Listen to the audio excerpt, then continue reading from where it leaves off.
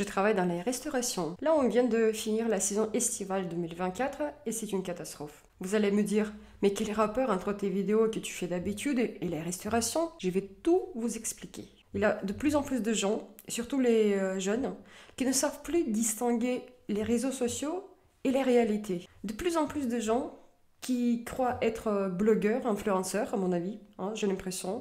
C'est devenu un métier de rêve, parce que vous voyez les belles images, les blogueurs qui voyagent, qui reçoivent plein de cadeaux, qui font plein de publicités, et les gens, ils ont l'impression que la vie est facile. Les conséquences, c'est que ça sous-estime le vrai marché de travail, parce qu'il y a encore des gens qui ne travaillent pas uniquement sur les réseaux sociaux, il y a quand même des gens qui travaillent dans la vraie vie, quoi. Par exemple, dans les restaurations. Qu'est-ce qui se passe? Bien, il n'y a plus personne pour travailler. Nous, on a un salon de thé coffee shop et on a cherché pour la saison depuis plus de 6 mois. Eh bien, et quand je dis qu'il n'y a personne pour travailler, c'est vrai.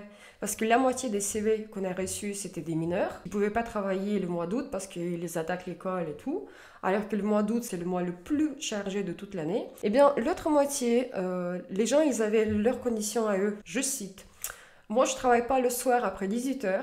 Moi, je travaille pas samedi, dimanche. Je vais avoir mon week-end. Et surtout, je travaille pas le mois d'août. Parce que le mois d'août, je pars en vacances. C'est la première fois cette année que j'ai autant entendu cette phrase. Je travaille pas le mois d'août ou juillet aussi. Il y en a qui voulaient pas travailler ni juillet ni août. Moi, j'ai plusieurs questions. C'est des jeunes, je parle, à partir de 18 ans. On va dire entre 18 et 26 ans par là. Comment ils peuvent se permettre de partir en vacances le mois d'août? Moi, j'ai 32 ans. Je peux pas me permettre de partir en vacances le mois d'août. Je travaille pas le soir. Pourquoi tu choisis ce métier alors? Et il faut savoir que les conditions de travail étaient assez intéressantes. C'est-à-dire que le salon de thé, il travaille de 9h à 18h. Certains soirs un peu plus tard, par exemple jusqu'à 19h. Ou les jours comme 14 juillet et 15 août, ça peut aller jusqu'à 22h, 23h ou minuit. Mais c'est deux fois sur l'été. Évidemment que les heures supplémentaires sont payées. Donc les horaires, c'était plus 9h, 18h, vous voyez, avec une heure de pause et tout. Dimanche, c'était le jour de repos, et où on donnait toujours les 2 jours de repos consécutifs. Donc c'est les horaires de fonctionnaire. Tu travailles, tu fais 35 heures ou 39 heures, ça dépend. Eh bien non, parce que les gens, donc là on peut dire que ça correspond à leurs conditions, mais les gens ils voulaient pas travailler le mois d'août. Mais comment faire? Donc ils voulaient travailler par exemple juste juillet, un petit mois, comme ça ils gagnent leur salaire pour partir en vacances. Sauf que comment je peux engager quelqu'un, sachant que le mois d'août, le mois le plus chargé, il sera pas là. Donc ce qui fait que c'est très difficile de trouver des gens. Qui paye pour leurs vacances? C'est ça que je comprends pas. Parce que de l'autre côté, il y avait plein de familles, des vacanciers, qui eux, ça se voyait et ils le disaient aussi. Donc pour eux, c'était très difficile de se permettre ces vacances cette année-là, 2024, justement parce que tout est devenu très cher. Niveau consommation, ça se voyait aussi. Par exemple, si avant, une famille de 4, donc tout le monde consommait, cette année, c'est 3 personnes sur 4 qui consomment, ou 2 personnes sur 4 qui consomment. Ou si avant, ils prenaient une deuxième boisson au bout d'une demi-heure, par exemple, eh bien cette année, non. Ils sont capables de prendre un café, par exemple, et rester très très longtemps. Donc tout le monde était en vacances cette année, j'ai l'impression. Où est-ce où ils trouvent de l'argent? C'est papa-maman, c'est les économies, c'est... Je sais pas, ça me regarde pas. Mais ça m'a beaucoup frappé. Que les jeunes, aujourd'hui, ils veulent une qualité de vie, ils veulent leur week-end, ils veulent pas travailler le soir, ils veulent des vacances, c'est-à-dire qu'ils font comme des adultes, quoi. Mais je parle des adultes qui ont travaillé toute leur vie. Ils peuvent se permettre un niveau de vie correct, c'est-à-dire, oui, pas travailler le soir, pas travailler le week-end et partir en vacances. Mais ça, c'est quand tu bosses plusieurs années, quoi. C'est pas quand tu as 18 ans ou 20 ans que tu peux te permettre ça. Et bien ça, cette année, ça m'a beaucoup frappé et franchement, je comprends pas. Peut-être j'ai mal choisi le métier parce que moi, je peux pas me permettre ça. Parce que on travaille toute l'année, mais on peut toujours pas se permettre ça, quoi. Ok, et une autre chose, c'est que avec autant de gens qui partent en vacances et autant de postes vacants dans ce métier, bientôt, à mon avis, il y aura plus personne pour servir les gens qui sont en vacances. Il n'y aura plus personne pour vous apporter votre café ou votre cocktail ou votre coca quand vous êtes en vacances, quoi. Parce que les exigences des clients sont de plus en plus importantes.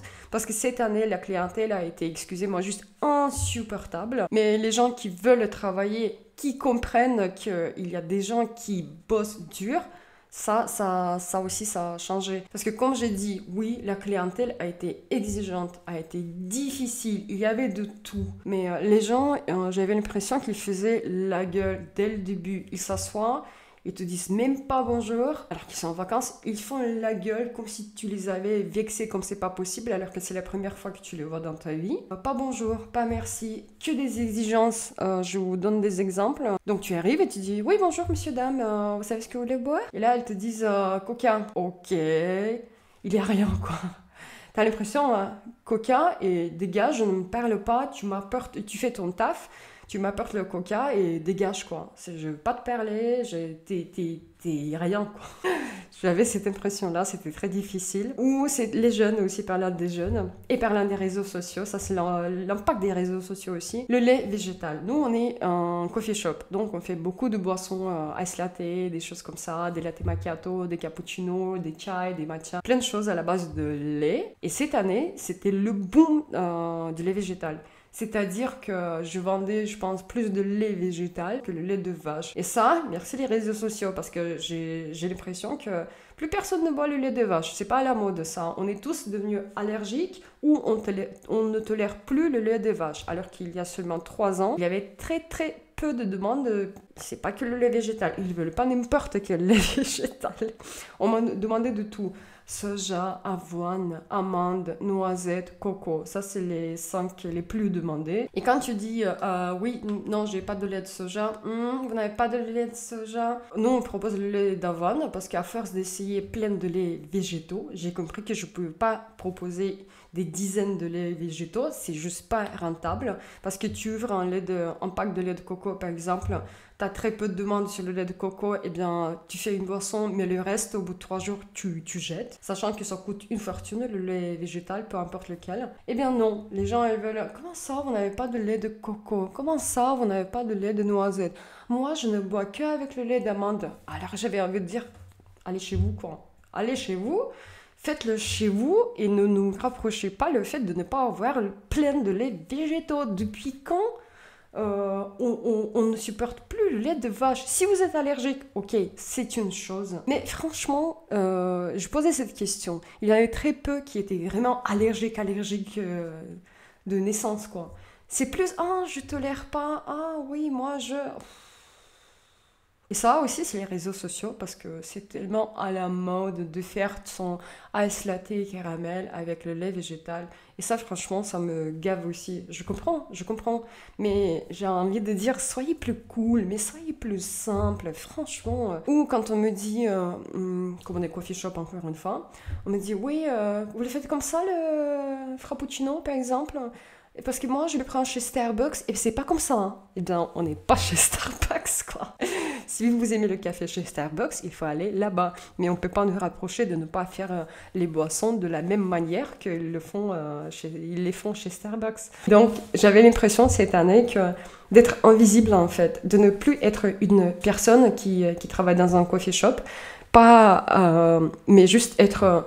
une machine quoi, c'est-à-dire que les gens ils voulaient plus discuter, ils étaient prétentieux, ils étaient encore une fois exigeants et j'avais l'impression qu'ils voulaient montrer qu'ils ont une belle vie, qu'ils suivent la mode, qu'ils sont très modernes, qu'ils sont cool, que de montrer peut-être un peu meilleur de ce qu'ils sont déjà.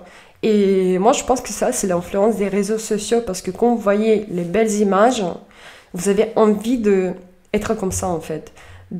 Par exemple, quand vous achetez le même ice latte caramel au lait de coco qu'une influenceuse s'achète tout le temps, vous n'achetez pas une boisson, vous voulez acheter la même mode de vie que cette personne-là, les personnes que vous suivez sur les réseaux sociaux. Et ça, c'est triste, et j'ai observé ça pendant toute la saison. Il faut peut-être... pas oublier qu'il n'y a pas que les réseaux sociaux, et les réseaux sociaux, c'est les fausses images, et qu'il y a le marché de travail qui existe, et il y a les gens qui bossent dur et qui aiment ce qu'ils font jusqu'au moment où tu vois que ton métier il n'est plus respecté, quoi. On plein d'autres métiers, mais je parle de mon métier à moi. Et quand on te traite juste comme un une petite serveuse dans le mauvais sens, vous voyez. T'as plus la même passion pour ce métier, t'as plus le même plaisir. Comme on disait à la fin de la saison estivale, tu fais du chiffre. Oui, on a fait du chiffre, mais t'as aucune satisfaction, t'as aucun plaisir. Il n'y a plus rien qui t'apporte de la joie. Il n'y a plus rien qui te remonte le moral. T'es juste épuisé physiquement déjà, parce que tu cours, parce qu'il a fait super chaud cette année pendant longtemps. Mais c'est plus dans la tête que tu es épuisé en fait. T'as plus envie de voir les gens, t'as plus envie de les servir avec le même plaisir que tu le faisais avant, parce que j'aime mon métier quand même. Et ça c'est triste. Donc il n'y a pas que le métier des influenceurs, il n'y a pas que les belles images, il y a la vraie vie, et dans la vraie vie, les gens ils bossent encore, ils bossent dur, il y a plein de métiers qui existent, il faut juste... ne pas oublier de se respecter, je pense, parce que on devient de plus en plus exigeant, de plus en plus mécontent, et ça c'est complètement démotivant. Donc tout ça pour dire que cette saison a été un peu épuisante, mais on reste positif. Allez, on se voit dans les prochaines vidéos. Merci beaucoup, au revoir.